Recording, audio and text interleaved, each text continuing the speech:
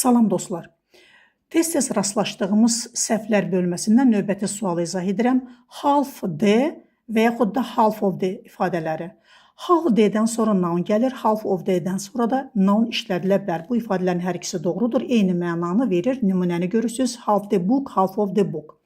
Half of istifadə edərkən əsas məqam odur ki, şəxs əvəzliklərindən əvvəl of mütləq olmalıdır. Half of them, half of us. Bu kimi ifadələrə diqqət yetirirsiniz. Amma half them deyə bilmərik. Yəni təyinsiz isimlərlə of yazılmamalıdırlar.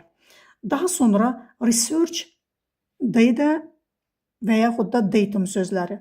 Research sayılmayan isimdir, uncountable'dır. Research demək olmaz. Onun əvəzinə a piece of research ifadəsini işlədəcəyik.